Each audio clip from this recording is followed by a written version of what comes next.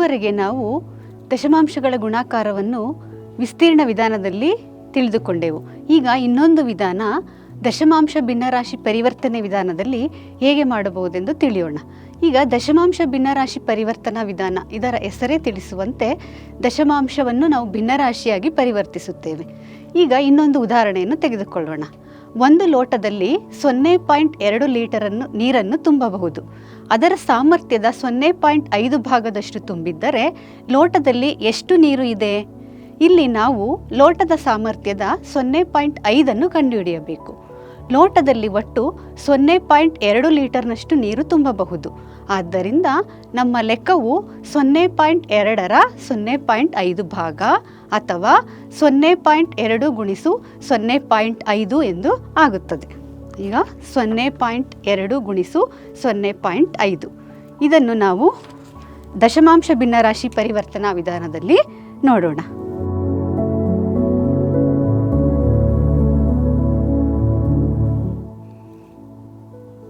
ಸೊನ್ನೆ 0.2 ಗುಣಿಸು 0.5 0.2ರ 0.5 ಭಾಗ ಅಥವಾ 0.22ರ 10ನೇ ಭಾಗ ಎಂದು ಬರೆಯಬಹುದು. ನಮಗೆ ಈಗಾಗಲೇ ತಿಳಿದಿರುವಂತೆ 0.5 ದಶಮಾಂಶ ರೂಪ, ಅದರ ಭಿನ್ನರಾಶಿಯ ರೂಪ 10⁵ ಎಂದು ಆಗುತ್ತದೆ. ನಾವು ಇಲ್ಲಿ 0.2ರ 10⁵ ಭಾಗಗಳನ್ನು ಕಂಡುಹಿಡಿಯುತ್ತೇವೆ. ಉದಾಹರಣೆಗೆ 0.2 10 ಸಮಭಾಗಗಳಾಗಿ ಮಾಡಿ ಅದರಲ್ಲಿ 5 ಭಾಗಗಳನ್ನು ತೆಗೆದುಕೊಂಡು ನಾವು ಇದರ ಉತ್ತರವನ್ನು ಕಂಡುಕೊಳ್ಳುತ್ತೇವೆ. ಇದನ್ನು ನಾವು ಯಾವ ರೀತಿ ನಮ್ಮ TLMಗಳನ್ನು ಬಳಸಿ ವಿವರಿಸಬಹುದು ಎಂದು ನೋಡೋಣ. ಮೊದಲಿಗೆ 0.2 ತೆಗೆದುಕೊಳ್ಳೋಣ. ಈ 0.2ರ 10⁵ ಭಾಗ ಎಂದರೆ ಇದನ್ನು 10 ಸಮಭಾಗಗಳಾಗಿ ಮಾಡಬೇಕು. ಇಲ್ಲಿ ನಾವು ನೇರವಾಗಿ ಈ ಪಟ್ಟಿಗಳನ್ನು 10 ಸಮಭಾಗಗಳಾಗಿ ಮಾಡಲು ಸಾಧ್ಯವಿಲ್ಲದ ಕಾರಣ ಈ ನೀಲಿ ಪಟ್ಟಿಗಳ ಬದಲಾಗಿ ನಾವು ಚಿಕ್ಕ ಚೌಕಗಳಾಗಿ ಬದಲಾಯಿಸಿಕೊಳ್ಳೋಣ.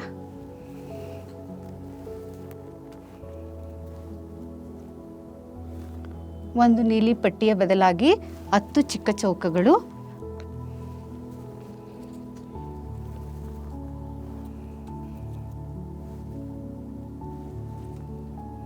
ಇನ್ನೊಂದು ನೀಲಿ ಪಟ್ಟಿಯ ಬದಲಾಗಿ 10 ಚಿಕ್ಕ ಚೌಕಗಳು. ಈಗ ಇದರಲ್ಲಿ ಇದು 0.2ರ 10⁵ ಭಾಗ 10 ಸಮಭಾಗಗಳಾಗಿ ಮಾಡೋಣ. ಈ 10 ಸಮಭಾಗಗಳಾಗಿ ಮಾಡಿದ ನಂತರ ಇದರಲ್ಲಿ 5 ಭಾಗಗಳನ್ನು ತೆಗೆದುಕೊಳ್ಳೋಣ. ಇದರಲ್ಲಿ 5 ಭಾಗಗಳನ್ನು ತೆಗೆದುಕೊಂಡಿದ್ದೇವೆ. ಈ 5 ಭಾಗಗಳಿಂದ ಒಟ್ಟಾರೆ ನಮಗೆ ಮತ್ತೆ 10 ಚಿಕ್ಕ ಚೌಕಗಳು ದೊರಕಿವೆ. ಆದ್ದರಿಂದ ಈ 10 ಚಿಕ್ಕ ಚೌಕಗಳನ್ನು ನಾವು ಒಂದು ನೀಲಿ ಪಟ್ಟಿಯೊಂದಿಗೆ ಬದಲಾಯಿಸಬಹುದು.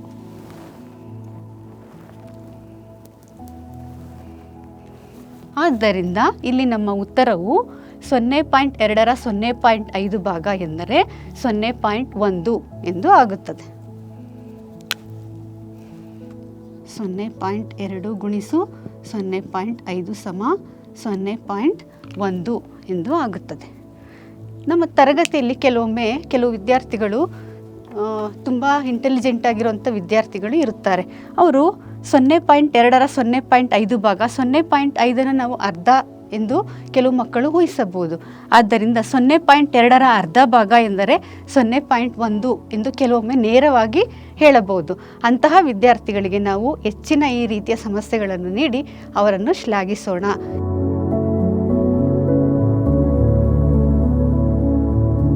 ಮೊದಲನೆಯದಾಗಿ 0.2 ಗುಣಿಸು 0.5. ನಾವು ಇಲ್ಲಿ 0.2 ಗುಣಿಸು 10⁵ ಎಂದು ಬರೆಯಲಾಗಿದೆ. ಏಕೆಂದರೆ ಇದು ದಶಮಾಂಶ ಭಿನ್ನರಾಶಿ ಪರಿವರ್ತನಾ ವಿಧಾನ. ಇಲ್ಲಿ ನಾವು 0.25 ದಶಮಾಂಶ ಸಂಖ್ಯೆಯನ್ನು ಭಿನ್ನರಾಶಿಯಾಗಿ ಪರಿವರ್ತಿಸಿದ್ದೇವೆ. ಈಗ ನಾವು ಮೊದಲಿಗೆ 0.2 ತೆಗೆದುಕೊಳ್ಳೋಣ. 0.2 ಈ 0.2ರ 10⁵ ಭಾಗ. ಇದರ ಅರ್ಥ ಈ 0.2 ನಾವು 10 ಸಮಭಾಗಗಳಾಗಿ ಮಾಡೋಣ.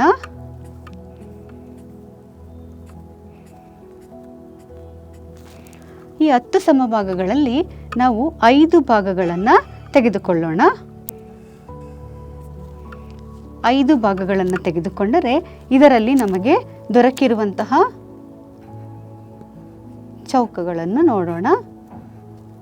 ವಿಸ್ತೀರ್ಣವಾಗಿ ನಮಗೆ ಎಷ್ಟು ಚೌಕಗಳು ದೊರಕಿದೆ ಎಂಬುದನ್ನು ಗಮನಿಸಿದರೆ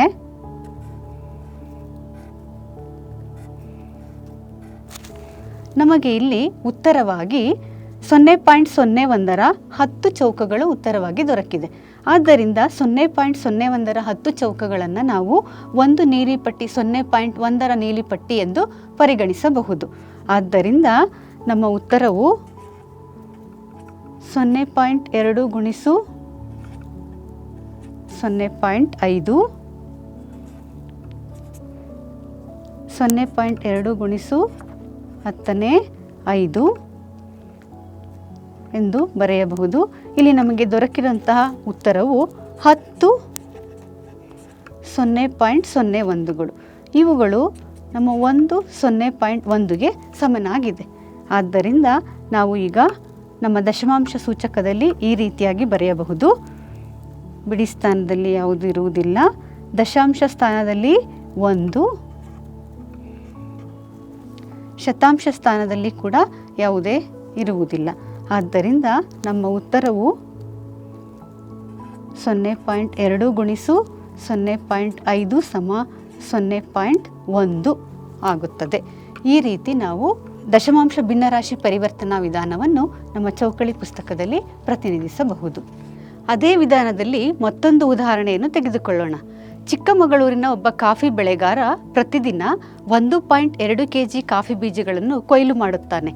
ಅವನು ತನ್ನ ದೈನಂದಿನ ಬೆಳೆಯ 0.4 ಭಾಗವನ್ನು ಸ್ಥಳೀಯ ಕಾಫಿ ಅಂಗಡಿಗೆ ಮಾರಾಟ ಮಾಡಿದರೆ ಅಂಗಡಿಗೆ ಎಷ್ಟು ಕಿಲೋಗ್ರಾಂಗಳಷ್ಟು ಕಾಫಿ ಬೀಜಗಳು ಸಿಗುತ್ತವೆ? ಇಲ್ಲಿ ನಾವು 1.2ರ 0.4 ಭಾಗವನ್ನು ಕಂಡುಹಿಡಿಯಬೇಕು.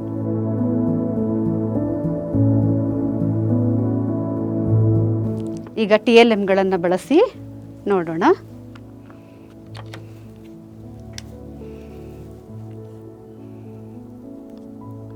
ಒಂದು 1.2 ಗುಣಿಸು 0.4 1.2ರ 0.4 ಭಾಗ ಅಥವಾ 1.2ರ ನಮ್ಮ ದಶಮಾಂಶ ಭಿನ್ನರಾಶಿ ಪರಿವರ್ತನೆ ವಿಧಾನದ ಪ್ರಕಾರ ನಾವು ಇಲ್ಲಿ ಗುಣಕವನ್ನು ದಶಮಾಂಶದಿಂದ ಭಿನ್ನರಾಶಿಗೆ ಪರಿವರ್ತಿಸಿಕೊಳ್ಳುತ್ತೇವೆ.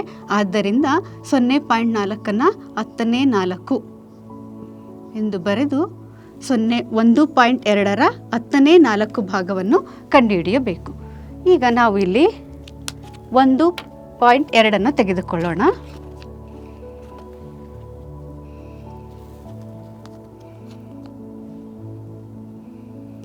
ಇದು ನಮ್ಮ 1.2ನ್ನು ಪ್ರತಿನಿಧಿಸುತ್ತದೆ.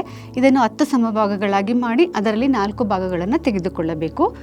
ನಾವು ಇಲ್ಲಿ ನೇರವಾಗಿ ಇವುಗಳನ್ನು ಭಾಗ ಮಾಡಲು ಸಾಧ್ಯವಿಲ್ಲದ ಕಾರಣ ನಾವು ಇವುಗಳನ್ನು ಪಟ್ಟಿಗಳನ್ನು ಬದಲಾಯಿಸಿಕೊಳ್ಳುತ್ತೇವೆ. 0.2ನ್ನು ಇಲ್ಲಿ ಇರಿಸೋಣ 1. ನಾವು ಪೂರ್ಣ ಸಂಖ್ಯೆ 1 ಈ ದೊಡ್ಡ ಚೌಕದ ಬದಲಾಗಿ ನಾವು 10 ನೀಲಿ ಪಟ್ಟಿಗಳನ್ನು ಇರಿಸೋಣ.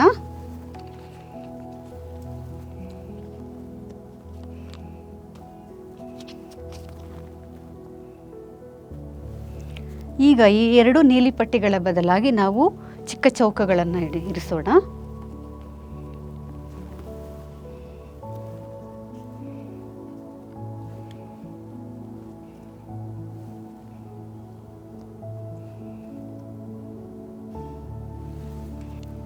ಈ ದೊಡ್ಡ ಚೌಕದ ಬದಲಾಗಿ ನಾವು 10 ನೀಲಿ ಪಟ್ಟಿಗಳ ಅದಕ್ಕೆ ಸಮಾನವಾದ 10 ನೀಲಿ ಪಟ್ಟಿಗಳನ್ನು ತೆಗೆದುಕೊಂಡಿದ್ದೇವೆ. 2 ನೀಲಿ ಪಟ್ಟಿಗಳ ಬದಲಾಗಿ ಈ 20 ಚಿಕ್ಕ ಚೌಕಗಳನ್ನು ತೆಗೆದುಕೊಂಡಿದ್ದೇವೆ. ಈಗ ಇದು 1.2ರಲ್ಲಿ 10 ಸಮಭಾಗಗಳಾಗಿ ಮಾಡಿ ಅದರಲ್ಲಿ 4 ಭಾಗವನ್ನು ಆರಿಸಬೇಕು. ಇಲ್ಲಿ 10 ಸಮಭಾಗಗಳಿದೆ, ಅದರಲ್ಲಿ 4 ಭಾಗಗಳನ್ನು ತೆಗೆದುಕೊಳ್ಳೋಣ. ಹಾಗೆಯೇ ಇದರಲ್ಲಿ 10 ಸಮಭಾಗಗಳನ್ನು ಮಾಡಿದರೆ ಅದರಲ್ಲಿ 4 ಭಾಗಗಳನ್ನು ಆರಿಸೋಣ.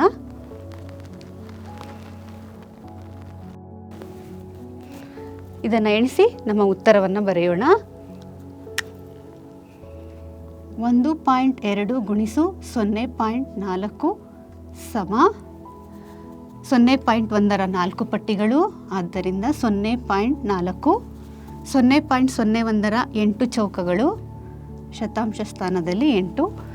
1.2 ಗುಣಿಸು 0.4ರ ಗುಣಲಬ್ಧ 0.48 ಆಗುತ್ತದೆ.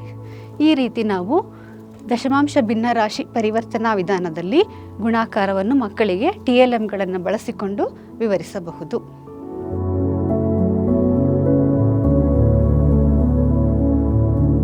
ಹಾಗೆಯೇ ದಶಮಾಂಶ ಭಿನ್ನರಾಶಿ ಪರಿವರ್ತನೆ ವಿಧಾನದಲ್ಲಿ ಇನ್ನೊಂದು ಲೆಕ್ಕವನ್ನು ನಾವು ಚೌಕಳಿ ಹಾಳೆಯಲ್ಲಿ ಹೇಗೆ ಪ್ರತಿನಿಧಿಸಬಹುದೆಂದು ನೋಡೋಣ. 1.2 ಗುಣಿಸು 0.4. ಇಲ್ಲಿ ನಾವು ಮೊದಲು 1.2 ಈ ರೀತಿ ಪ್ರತಿನಿಧಿಸೋಣ. ಒಂದು ಪೂರ್ಣ ಸಂಖ್ಯೆ 1 ಪ್ರತಿನಿಧಿಸುವಂತಹ ಒಂದು ಚೌಕವನ್ನು ಬರೆಯಬೇಕು. ನಂತರ 0.2 ಬರೆಯಲಾಗಿದೆ. ಈಗ 1.2 ಗುಣಿಸು 0.4 ಇದು ದಶಮಾಂಶ ಭಿನ್ನರಾಶಿ ಪರಿವರ್ತನೆ ವಿಧಾನ ಆಗಿರುವುದರಿಂದ ಈ 0.4 ನಾವು 4 ಎಂದು ಭಿನ್ನರಾಶಿ ರೂಪದಲ್ಲಿ ಬರೆಯುತ್ತಿದ್ದೇವೆ. ಆದ್ದರಿಂದ 1ರ 4 ಮತ್ತು 0.2ರ 4 ಭಾಗವನ್ನು ನಾವು ಇಲ್ಲಿ ಗುರುತಿಸಬೇಕಾಗಿದೆ. ಆದ್ದರಿಂದ ಈಗ ಮೊದಲಿಗೆ 1ರಲ್ಲಿ ನಾವು 10 ಸಮಭಾಗಗಳನ್ನಾಗಿ ಮಾಡಿ ಅದರಲ್ಲಿ 4 ಭಾಗಗಳನ್ನು ಆರಿಸಿಕೊಳ್ಳಬೇಕು. ಈಗ ನಾವು ಈ ಒಂದು ದೊಡ್ಡ ಚೌಕವನ್ನು 10 ಸಮಭಾಗಗಳಾಗಿ ಮಾಡೋಣ.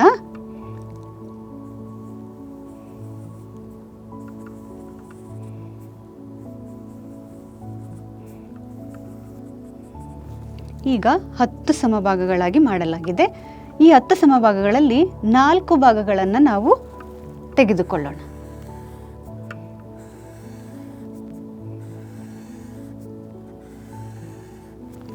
ಇಲ್ಲಿ ನಮಗೆ 4 ಭಾಗಗಳಲ್ಲಿ 0.1ರ 4 ಪಟ್ಟಿಗಳು ದೊರಕಿದೆ.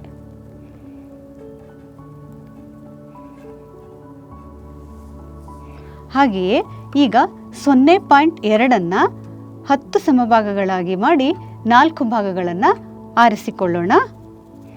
0.2ನ್ನು 10 ಸಮಭಾಗಗಳಾಗಿ ಮಾಡಿ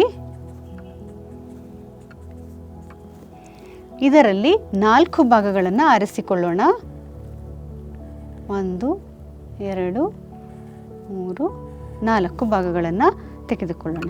ಇಲ್ಲಿ ನಮಗೆ ಒಟ್ಟು 8 0.01ರ ಚೌಕಗಳು ದೊರಕುತ್ತವೆ. ಆದ್ದರಿಂದ ನಾವು ಇಲ್ಲಿ ನಮ್ಮ 1.2 ಮತ್ತು 0.4ರ ಗುಣಲಬ್ಧವನ್ನು ನಾವು ಉತ್ತರವಾಗಿ ಈ ರೀತಿ ಬರೆಯಬಹುದು. 0.1ರ 4 ಪಟ್ಟಿಗಳು, ಆದ್ದರಿಂದ ದಶಾಂಶ ಸ್ಥಾನದಲ್ಲಿ 4. 0.01ರ 8 ಚೌಕಗಳು, ಆದ್ದರಿಂದ ಶತಾಂಶ ಸ್ಥಾನದಲ್ಲಿ 8. ನಮ್ಮ 1.2 ಗುಣಿಸು 0.4ರ ಗುಣಲಬ್ಧವು 0.48. ಈ ರೀತಿ ನಾವು ಚೌಕಳಿ ಹಾಳೆನಲ್ಲಿ ಇದನ್ನು ಪ್ರತಿನಿಧಿಸಬಹುದು.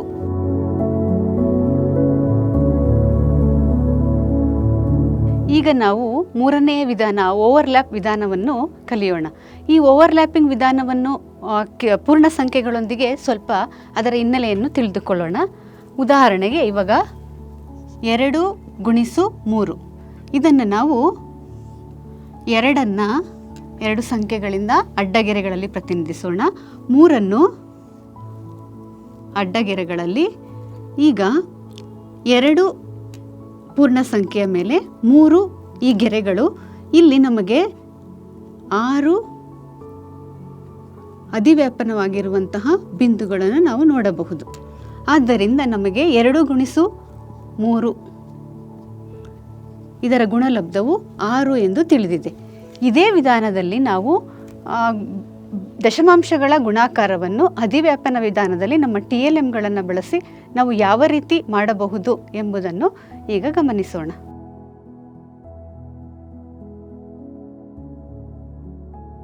ಇಲ್ಲಿ ಮೊದಲಿಗೆ ನಾವು 0.2 ಗುಣಿಸು 0.3 ನಮ್ಮ TLM ಅನ್ನು ಈ ರೀತಿ ಇರಿಸಬಹುದು. 0.2 ಈಗ 0.3 ನಾವು ಈ 0.2 ಮೇಲೆ ಅಧಿವ್ಯಾಪಿಸೋಣ.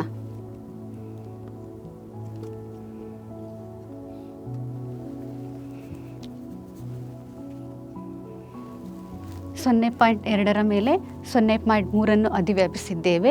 ಇಲ್ಲಿ ಅಧಿವ್ಯಾಪಿಸಿರುವ ಪ್ರದೇಶದ ವಿಸ್ತೀರ್ಣವನ್ನು ನಮ್ಮ ಚಿಕ್ಕ ಚೌಕಗಳನ್ನು ಇರಿಸಿ ಕಂಡುಹಿಡಿಯೋಣ.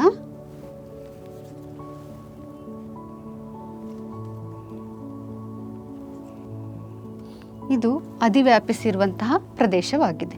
ಆದ್ದರಿಂದ ಇದನ್ನು ಎಣಿಸಿಕೊಳ್ಳುವ ಮೂಲಕ ನಮ್ಮ ಉತ್ತರವನ್ನು ಕಂಡುಕೊಳ್ಳಬಹುದು. ಇಲ್ಲಿ ನಮಗೆ ಅಧಿವ್ಯಾಪಿಸಿದ ಪ್ರದೇಶದ ವಿಸ್ತೀರ್ಣವು 0.01 6 ಚೌಕಗಳು ದೊರಕಿದೆ. ಆದ್ದರಿಂದ 0.2 ಗುಣಿಸು 0.3 ಸಮ 0.06 ಎಂದು ಹೇಳಬಹುದು. ಈ ರೀತಿ ನಾವು ಅಧಿವ್ಯಾಪನ ವಿಧಾನದಲ್ಲಿ ದಶಮಾಂಶಗಳ ಗುಣಾಕಾರವನ್ನು ಮಕ್ಕಳಿಗೆ ಅರ್ಥ ಮಾಡಿಸಬಹುದು.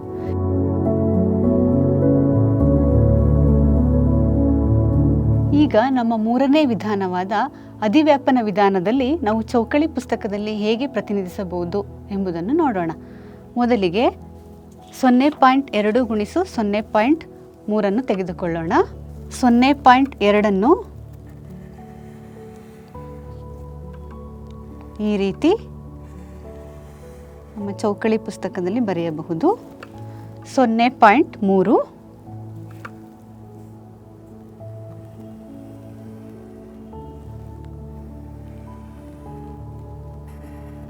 ನಾವು ಇಲ್ಲಿ ಇದು ಅಧಿವ್ಯಾಪನ ವಿಧಾನ ಆಗಿರುವುದರಿಂದ ನಾವು 0.3 ಈ 0.2 ಮೇಲೆ ಅಧಿವ್ಯಾಪಿಸಿ ಈ ರೀತಿಯಾಗಿ ನಾವು ಬರೆಯಬೇಕಾಗುತ್ತದೆ.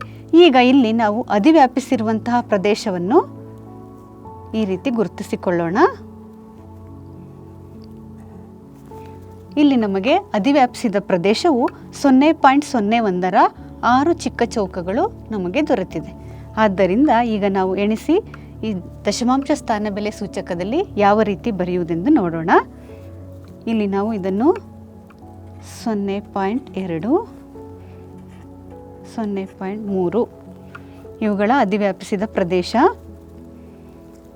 ಬಿಡಿ ಯಾವುದು ಇರುವುದಿಲ್ಲ, ದಶಾಂಶ ಸ್ಥಾನದಲ್ಲಿ ಕೂಡ ಇರುವುದಿಲ್ಲ. ಆದ್ದರಿಂದ ಇಲ್ಲಿ ಶತಾಂಶದ 6 ಚಿಕ್ಕ ಚೌಕಗಳು ದೊರಕಿದೆ. ಆದ್ದರಿಂದ ಶತಾಂಶ ಸ್ಥಾನ ಬೆಲೆಯಲ್ಲಿ 0.01 0.01 0.01 ಈ ರೀತಿ 6 ಚೌಕಗಳನ್ನು ಇರಿಸೋಣ. ಆದ್ದರಿಂದ 0.2 ಗುಣಿಸು 0.3 ಇದರ ಗುಣಲಬ್ಧವು 0.06. ಚೌಕಳಿ ಪುಸ್ತಕದಲ್ಲಿ ಅಧಿವ್ಯಾಪನ ವಿಧಾನದಲ್ಲಿ ಬರುವಂತಹ ಲೆಕ್ಕವನ್ನು ಈ ರೀತಿ ನಾವು ಪ್ರತಿನಿಧಿಸಬಹುದು.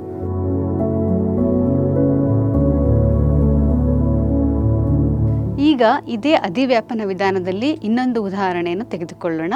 1.2 ಗುಣಿಸು 0.4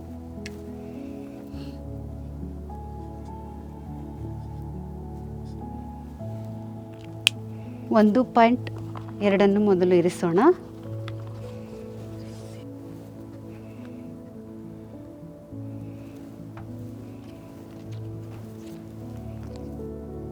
ಒಂದು 0.2 ಇರಿಸಿದ್ದೇವೆ. ನಂತರ ಈಗ 0.4 ತೆಗೆದುಕೊಳ್ಳೋಣ. ಈ ಗುಣಕವನ್ನು ಗುಣ್ಯದ ಮೇಲೆ ಅಧಿವ್ಯಾಪಿಸೋಣ. ಮೊದಲಿಗೆ 1 ಮೇಲೆ 0.4 ಅಧಿವ್ಯಾಪಿಸೋಣ.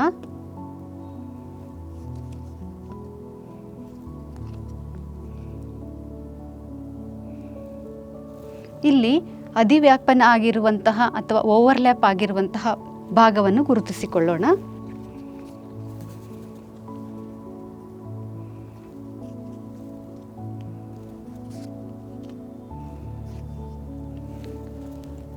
ಒಂದರ ಮೇಲೆ 0.4 ಇರಿಸಿದಾಗ ಅಧಿವ್ಯಾಪಿಸಿರುವ ಪ್ರದೇಶವು 0.4 ಆಗಿದೆ.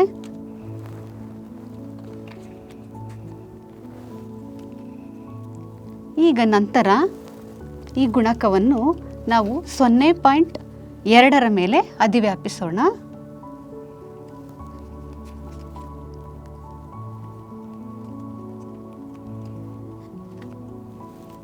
ಈಗ ಇಲ್ಲಿ ಅಧಿವ್ಯಾಪಿಸಿರುವ ಪ್ರದೇಶವನ್ನು ಗುರುತಿಸಿಕೊಳ್ಳೋಣ. ಈ ಚಿಕ್ಕ ಚೌಕಗಳನ್ನು ಇರಿಸುವುದರ ಮೂಲಕ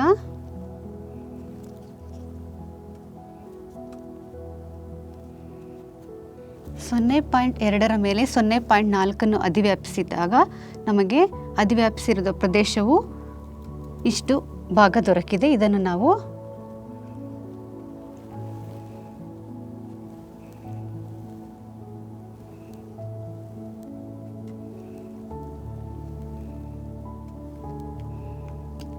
ಈಗ ನಮಗೆ ದೊರಕಿರುವ ಉತ್ತರವನ್ನು ಎಣಿಸಿ ನಾವು ಬರೆಯೋಣ.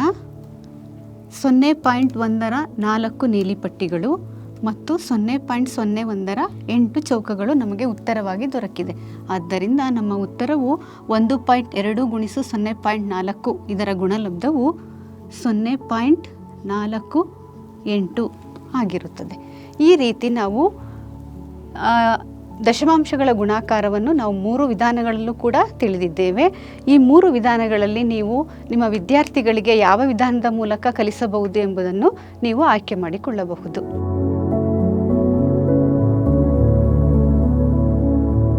ಈಗ ಹಾಗೆಯೇ ಅಧಿವ್ಯಾಪನ ವಿಧಾನದ ಇನ್ನೊಂದು ಉದಾಹರಣೆಯನ್ನು ತೆಗೆದುಕೊಳ್ಳೋಣ. 1.2 × 0.4 ಇದನ್ನು ನಾವು ಈಗಾಗಲೇ ವಿಸ್ತೀರ್ಣ ವಿಧಾನ ಮತ್ತು ದಶಮಾಂಶ ಪರಿವರ್ತನಾ ವಿಧಾನದಲ್ಲಿ ಚೌಕಳಿ ಹಾಳೆನಲ್ಲಿ ಹೇಗೆ ಪ್ರತಿನಿಧಿಸುತ್ತೇವೆ ಎಂಬುದನ್ನು ತಿಳಿದಿದ್ದೇವೆ. ಈಗ ನಾವು ಅಧಿವ್ಯಾಪನ ವಿಧಾನದಲ್ಲಿ ಯಾವ ರೀತಿ ನಾವು ಚೌಕಳಿ ಹಾಳೆನಲ್ಲಿ ಇದನ್ನು ಪ್ರತಿನಿಧಿಸುತ್ತೇವೆ ಎಂಬುದನ್ನು ನೋಡೋಣ. ಮೊದಲಿಗೆ ನಾವು ಇಲ್ಲಿ ಪೂರ್ಣ ಸಂಖ್ಯೆ 1ರ ಚೌಕವನ್ನು ತೆಗೆದುಕೊಳ್ಳೋಣ. ಪೂರ್ಣ ಸಂಖ್ಯೆ 1ರ ಚೌಕದ ಮೇಲೆ ಇದು ಪೂರ್ಣ ಸಂಖ್ಯೆ 1 ಚೌಕವನ್ನು ಪ್ರತಿನಿಧಿಸುತ್ತದೆ. ಪೂರ್ಣ ಸಂಖ್ಯೆ 1ರ ಚೌಕದ ಮೇಲೆ 0.4 ಅಧಿವ್ಯಾಪಿಸುತ್ತೇವೆ. 0.4 ಅಧಿವ್ಯಾಪಿಸಿದಾಗ ನಮಗೆ ಅಧಿವ್ಯಾಪಿಸಿ ಸಿಕ್ಕಿರುವಂತಹ ವಿಸ್ತೀರ್ಣವು ಇದಾಗಿದೆ. ಇಲ್ಲಿ ನಮಗೆ 0.1 0.1 0.1 0.1ರ 4 ಪಟ್ಟಿಗಳು ನಮಗೆ ದೊರಕಿದೆ. ಈಗ ನಂತರ 0.2 ಪರಿಗಣಿಸೋಣ. 0.2 ಇದು 0.2 ಪ್ರತಿನಿಧಿಸುತ್ತದೆ. ಇದರ ಮೇಲೆ ನಾವು 0.4 ಈ ರೀತಿ ಅಧಿವ್ಯಾಪಿಸಿ ಬರೆದಿದ್ದೇವೆ. ಈ ರೀತಿ ಅಧಿವ್ಯಾಪಿಸಿ ಬರೆದಾಗ ನಮಗೆ ಅಧಿವ್ಯಾಪಿಸಿದ ಪ್ರದೇಶವನ್ನು ಗುರುತಿಸಿಕೊಳ್ಳೋಣ. ಇಲ್ಲಿ ನಮಗೆ 0.01ರ 8 ಚೌಕಗಳು ಈ ಪ್ರದೇಶದಲ್ಲಿ ನಮಗೆ ದೊರಕಿದೆ. ಆದ್ದರಿಂದ ಈಗ ನಾವು ಈ ಎರಡು ಸಂಖ್ಯೆಗಳ ಗುಣಲಬ್ಧವನ್ನು ನಮ್ಮ ದಶಮಾಂಶ ಸ್ಥಾನ ಬೆಲೆ ಸೂಚಕದಲ್ಲಿ ಈ ರೀತಿಯಾಗಿ ಬರೆಯಬಹುದು. ದಶಾಂಶ ಸ್ಥಾನದಲ್ಲಿ 4 ಪಟ್ಟಿಗಳು, ಆದ್ದರಿಂದ 0.1ರ 4 ಸ್ಥಾನಗಳು. ಶತಾಂಶದಲ್ಲಿ 8, 0.01ರ 8 ಚಿಕ್ಕ ಚೌಕಗಳು.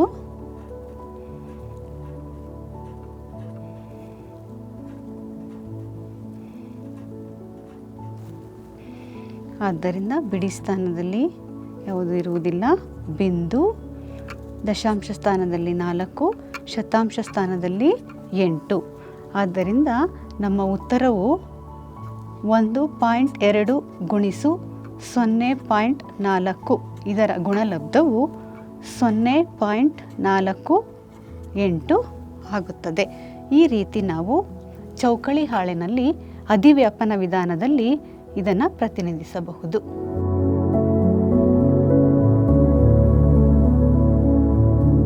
ಮೂರ್ತ ಮತ್ತು ಪ್ರಾತಿನಿಧ್ಯ ಹಂತಗಳಲ್ಲಿ ಸ್ವಲ್ಪ ಸಮಯವನ್ನು ಕಳೆದ ನಂತರ ನಾವು ಅಮೂರ್ತಕ್ಕೆ ತೆರಳೋಣ. ಈಗ ಅಮೂರ್ತದಲ್ಲಿ ಹೇಗೆ ಲೆಕ್ಕಗಳನ್ನು ಬಿಡಿಸುವುದು ಎಂದು ನೋಡೋಣ. ಮೊದಲನೆಯದು 0.25 × 3. 0.25 × 3. 3 5ಲಿ 15, 5 ದಶಕ 1, 3 2ಲಿ 6, 6 + 1 7, 3 0ಲಿ 0. ಈಗ ನಮಗೆ ಇಲ್ಲಿ ದಶಮಾಂಶ ಸ್ಥಾನಗಳು 2 ದಶಮಾಂಶ ಸ್ಥಾನಗಳನ್ನು ನಾವು ಗುಣ್ಯದಲ್ಲಿ ಕಾಣಬಹುದು. ಗುಣಕದಲ್ಲಿ ಯಾವುದೇ ದಶಮಾಂಶ ಸ್ಥಾನ ಇರುವುದಿಲ್ಲ. ಆದ್ದರಿಂದ ನಾವು ಉತ್ತರದಲ್ಲಿ 2 ದಶಮಾಂಶ ಸ್ಥಾನಗಳು ಬರುವಂತೆ ಬಿಂದುವನ್ನು ಇರಿಸೋಣ.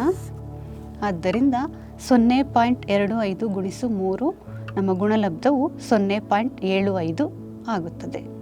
ಹಾಗೆ ಇನ್ನೊಂದು ಉದಾಹರಣೆಯನ್ನು ತೆಗೆದುಕೊಳ್ಳೋಣ.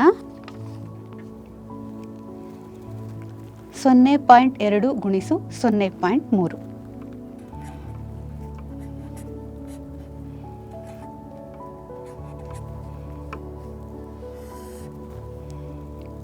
ಮೂರು ಎರಡಲೆ 6, 3 ಸೊನ್ನೆಯಲ್ಲಿ 0.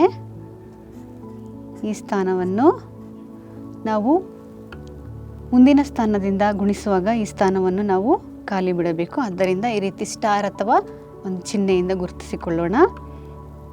0 2ರಲ್ಲಿ 0, 0 0ಯಲ್ಲಿ 0.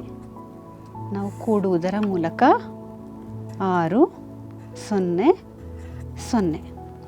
ಇಲ್ಲಿ ನಮಗೆ ಗುಣ್ಯದಲ್ಲಿ 1 ದಶಮಾಂಶ ಸ್ಥಾನ, ಗುಣಕದಲ್ಲಿ 1 ದಶಮಾಂಶ ಸ್ಥಾನ. ಆದ್ದರಿಂದ ಒಟ್ಟು 2 ದಶಮಾಂಶ ಸ್ಥಾನ ಬರುವ ಹಾಗೆ ಬಿಂದುವನ್ನು ಇರಿಸೋಣ. ಆದ್ದರಿಂದ 0.2 ಗುಣಿಸು 0.3ರ ಗುಣಲಬ್ಧವು 0.06 ಆಗುತ್ತದೆ. ಈ ರೀತಿ ನಾವು ಕೊನೆಯಲ್ಲಿ ಅಮೂರ್ತ ಹಂತದಲ್ಲಿ ವಿದ್ಯಾರ್ಥಿಗಳಿಂದ ಲೆಕ್ಕಗಳನ್ನು ಮಾಡಿಸಬಹುದು.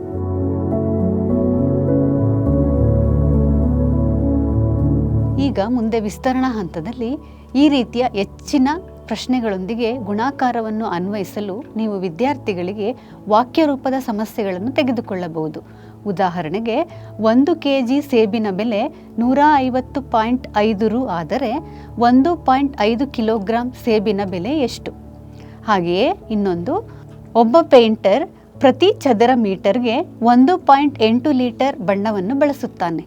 ಅವನು 0.75 ಚದರ ಮೀಟರನ್ನು ಬಳಸಿದರೆ ಎಷ್ಟು ಲೀಟರ್ ಬಣ್ಣವು ಖರ್ಚಾಯಿತು? ಈ ರೀತಿಯಾಗಿ ಹಲವು ವಾಕ್ಯ ರೂಪದ ಸಮಸ್ಯೆಗಳನ್ನು ನಮ್ಮ ವಿಸ್ತರಣಾ ಹಂತದಲ್ಲಿ ಮಕ್ಕಳಿಗೆ ನೀಡಬಹುದು.